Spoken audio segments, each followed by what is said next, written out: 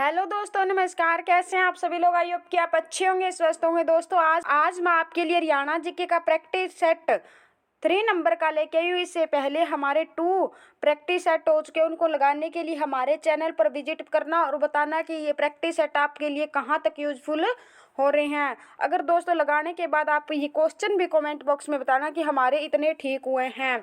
आज की वीडियो का शुरुआत हम जय मां सरस्वती जी का नाम लेकर शुरू करते हैं और बिना देरी के हम क्वेश्चन की ओर बढ़ते हैं। निम्नलिखित में से कौन सी झील हरियाणा में स्थित है? आप इतने में क्या है कमेंट बॉक्स में इसका आंसर बताइए। मैं झीलों से संबंधित क्या है और आपको क्वेश्चन बताती हूँ। HSC के अकॉर्डिंग हरियाणा में कितनी जिले मानी है? 5 जिले मानी है। कितनी जिले मानी है? 5।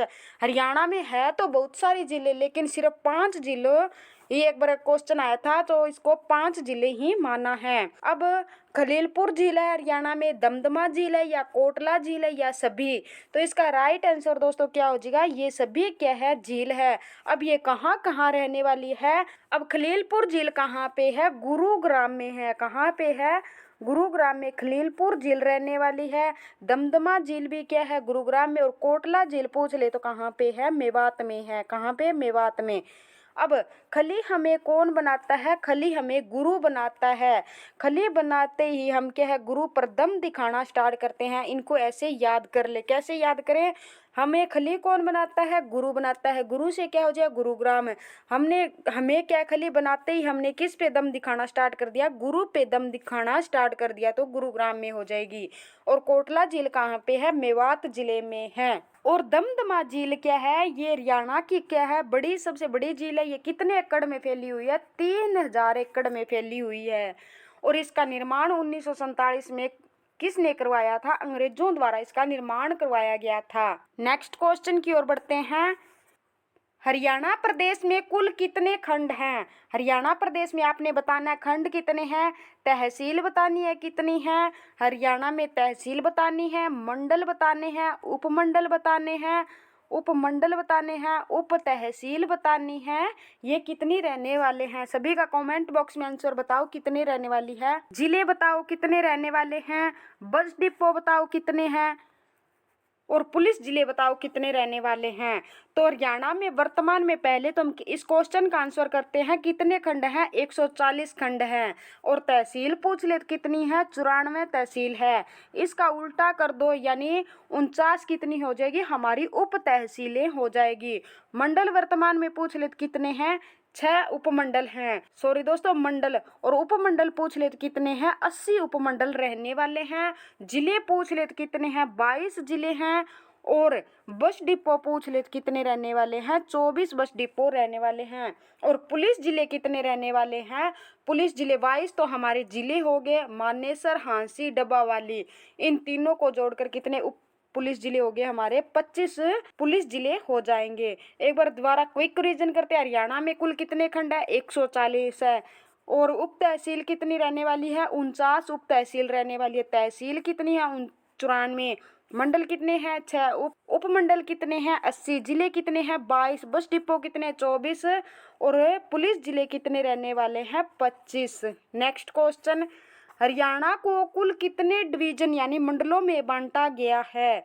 तो कितने में बांटा गया मैंने अभी बताया था। इसका आप कमेंट बॉक्स में बताना कितने में बांटा गया है। अब ये बताओ कि गठन के समय कब? गठन के समय हरियाणा में कितने जिले थे? गठन के समय की बात हो रही है। गठन के समय जिले कितने थे?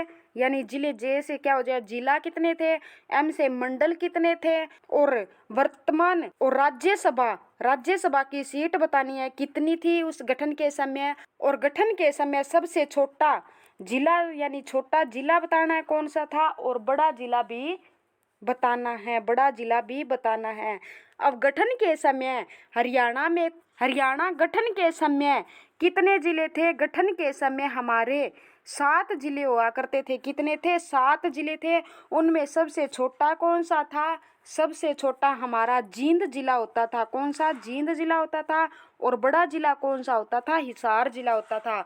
गठन के समय मंडल कितने थे? मंडल हमारे 4 थे। और गठन के समय राज्यसभा की सीट भी कितनी रहने वाली थी? 4 राज्यसभा की सीट थी। Next question. हरियाणा का कुल क्षेत्रफल कितने वर्ग किलोमीटर है? इसका हमारा राइट आंसर क्या हो जाएगा? 44,212 वर्ग किलोमीटर रहने वाला है। हरियाणा गठन कौन से संविधान संशोधन के तहत अलग राज्य के रूप में अस्तित्व में आया था? 18वें संविधान संशोधन के तहत 17वां राज्य बनकर आता है। पंजाब का सिर्फ हमें कितना हिस्सा दिया गया था? 35%, यानी 35.18% हमें क्या है 1 नवंबर 1966 के रूप में एक अलग राज्य के रूप में हमें दे दिया है। ये आज तक क्या है ऐसे का ऐसे ही पड़ा, इसमें ना बढ़ोतरी हुई है ना घटोतरी हुई है। और पंजाब के पास कितना रह गया था? 64.82% क्या पंजाब के पास हिस्सा रह गया था? हमारे पास कितना आ गया था? 35.18%। ये हरियाणा क्या है? हमारा एक लैंड लॉक्ड राज्य है। ये भारत के उत्तर पश्चिम दिशा में पड़ता है। स्टार्टिंग में हरियाणा में 7 जिले थे। भगवत दयाल शर्मा इसके प्रथम मुख्यमंत्री थे और धर्मवीर भारती हरियाणा के प्रथम राज्यपाल थे। नेक्स्ट क्वेश्चन, हरियाणा के कितने प्रतिशत भूभाग में वन क्षेत्र हैं? कितने प्रतिशत भूभाग पर रहने वाले हैं? तो वन क्षेत्र कितने क्षेत्र पर रहने वाला है? हरियाणा गठन के समय कितना था? गठन के समय वन कितने भूभाग पर वन क्षेत्र थे? 3.7, यानी 4% पर भी नहीं था। वर्तमान में 6 या 6.5 या 7% से कम क्या है वन क्षेत्र रहने वाला हरियाणा का कितना है? 6.79% क्या है हरियाणा पर वन रहने वाले हैं। इसके ऑप्शन में ये नहीं दिया गया, तो इसका राइट आंसर ये हो जाएगा। नेक्स्ट क्वेश्चन, जिला भिवानी में किस स्थान पर ग्रेनाइट नामक पत्थर मिलता है? ग्रेनाइट नामक पत्थर कहाँ पे मिलता है? गांव निगाना कला, रिवासा, दिलहेड़ी या उपयुक्त सभी? तो इसका क्या हो जाएगा? डी हमारा राइट आंसर हो जाएगा। और दोस्तों एक हिलना पत्थर है ना, ये कहाँ पे पाया जाता है? हिलना पत्थर चरखी दादरी के, हिलना पत्थर कहाँ पे पाया जाता है? चरखी दादरी के कल्याणा गांव में पाया जाता है। ये भारत में क्या है केवल एक ही जगह पर हिलना पत्थर पाया जाता है। वो कौन सा जिला है? चरखी दादरी, हरियाणा के चरखी दादरी जिले में पाया जाता है। पूरे विश्व में 3 ही जगह हिलना पत्थर पाया जाता है। कहाँ कहाँ पाया जाता है? अमेरिका में पाया जाता है, ब्राज़ील में पाया जाता है, अमेरिका, ब्राज़ील और भारत में पाया जाता है। भारत में कहाँ पे पाया जाता है? हरियाणा के चरखी दादरी के कल्याणी गांव में पाया जाता है। चरखी दादरी हरियाणा का कौन सा जिला बना था? लास्ट में 22वां जिला बना है। इसे भिवानी से काटकर अलग किया गया था। और स्लेट पत्थर पूछ ले कहाँ पे पाया जाता है? तो रेवाड़ी के कुंड तहसील में क्या है स्लेट पत्थर पाया जाता है। सोरा पूछ ले तो हिसार में पाया जाता है, बजरी पूछ ले तो फरीदाबाद में पाया जाता है और चीनी मिट्टी पूछ ले तो गुरुग्राम में पाई जाती है। नेक्स्ट क्वेश्चन, हरियाणा प्रदेश के किस जिले में सबसे ज़्यादा वन हैं? हिसार, जींद, रोहतक, यमुनानगर?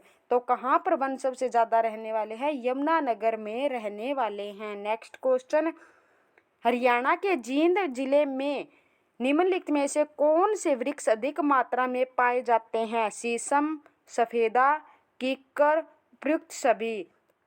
तो इसका राइट आंसर क्या हो जाएगा? डी इसका राइट आंसर, यानी शीशम, सफेदा, कीकर सभी क्या है जींद जिले में पाए जाते हैं। नेक्स्ट क्वेश्चन, जिला रोहतक निम्नलिखित में से कौन सा खनिज पदार्थ पाया जाता है? चूना, अभ्रक, मैग्नीज, तांबा? तो कहाँ पे पाया जाता है? चूना पाया जाता है रोहतक। तो इसको याद कैसे करें हैं? चूना लगते ही क्या हमें रोने लग जाते हैं, रोने से क्या हो जाएगा? रोहतक, रोहतक में पाया जाता है। अभ्रक पूछ ले तो कहाँ पे पाया जाता है? महेंद्रगढ़ में। मैग्नीज भी कहाँ पे पाया जाता है? महेंद्रगढ़ में।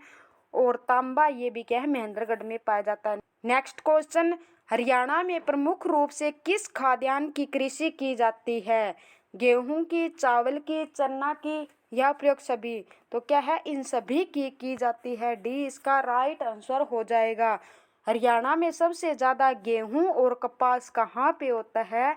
सिरसा जिला में होता है, जिसके कारण सिरसा जिला को क्या है गेहूं का कटोरा या कटोरी कहा जाता है। चावल पूछ ले सबसे ज़्यादा तीनों क्या नाम से, यानी करनाल, कैथल और कुरुक्षेत्र में क्या है सबसे अधिक?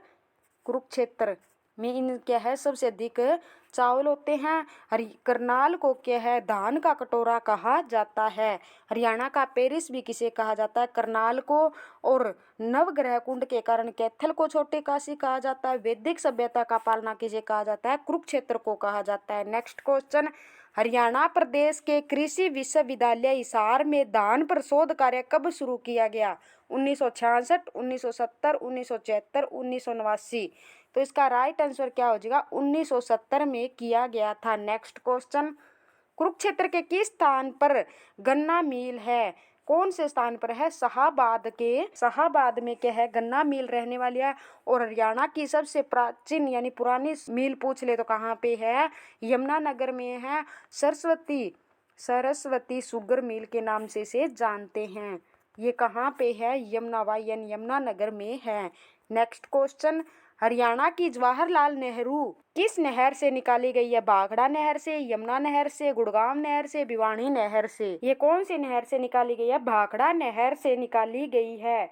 इस नहर से राज्य के महेंद्रगढ़ जिले में सिंचाई की जाती है। इसमें पहली बार 1976 में क्या है पानी छोड़ा गया था। 1987 में पड़े भयंकर सूखे के दौरान खरीफ की फसल को भी बचाया गया था।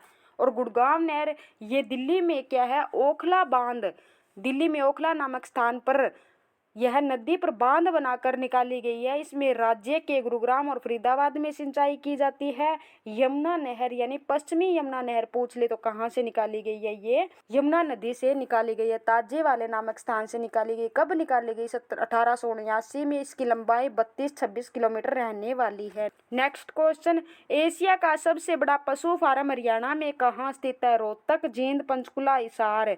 तो कहाँ पर रहने वाला है? हिसार में। यहाँ पर क्या है सबसे ज्यादा पशुधन पाया जाता है। जींद जिले में कौन सा पाया जाता है?